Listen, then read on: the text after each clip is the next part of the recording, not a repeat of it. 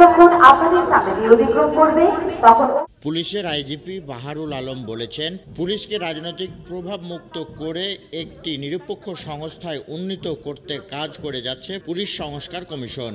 সরকারের এই মহৎ উদ্যোগের সাথে পুলিশের সবাই একাত্মতা প্রকাশ করেছে।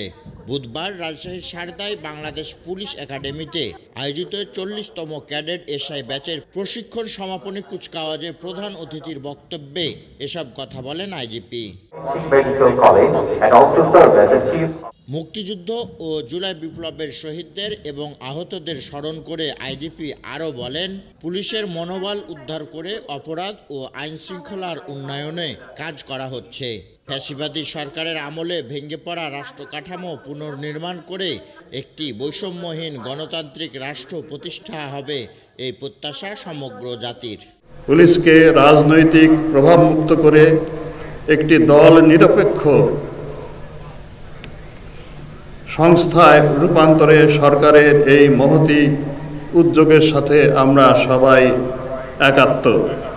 বিগত ফ্যাসিবাদী সরকারের আমলে ভেঙে পড়া রাষ্ট্র কাঠামোকে পুনর্নির্মাণ করে একটি বৈষম্যহীন ও গণতান্ত্রিক রাষ্ট্র প্রতিষ্ঠিত হবে এই প্রত্যাশা সমগ্র জাতির।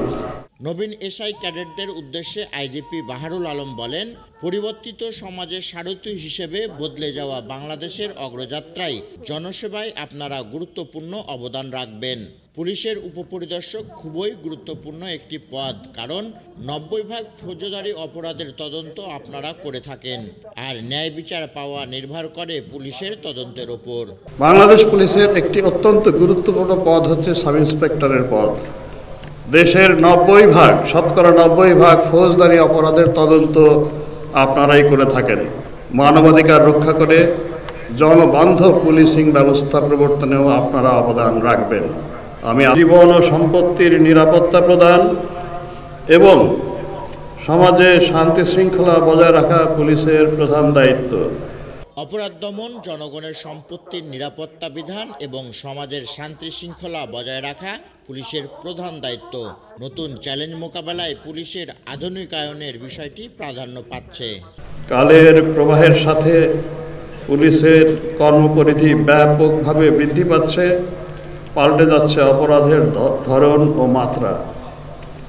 নতুন চ্যালেঞ্জ মোকাবেলার জন্য পুলিশের আধুনিকায়নের বিষয়টি প্রাধান্য পাচ্ছে। পরিবর্তিত সমাজের সারথি হিসাবে বদলে যাওয়া বাংলাদেশের অগ্রযাত্রায় জনসেবায় আপনারা বিশেষ গুরুত্বপূর্ণ অবদান রাখবেন। আইজিপি কুচকাওয়াজ পরিদর্শন, অভিবাদন গ্রহণ ও বিভিন্ন বিষয়ে শ্রেষ্ঠত্ব অর্জনকারীদের হাতে পদক প্রদান করেন। 22 জন নারীসহ 480 জন শিক্ষানবিশ ক্যাডেট এসআই অংশগ্রহণ করেন কুচকাওয়াজে। এ সময় পুলিশ একাডেমির অধ্যক্ষ অতিরিক্ত আইজিপি মাসুদুর রহমান ভূঁইয়া, রাজশাহী রেঞ্জের ডিআইজি আলমগীর রহমান ও রাজশাহী মেট্রোপলিটন পুলিশের কমিশনার মোহাম্মদ আবু সুফিয়ান উপস্থিত ছিলেন। আব্দুল বাতেন, পদ্মা টাইমস।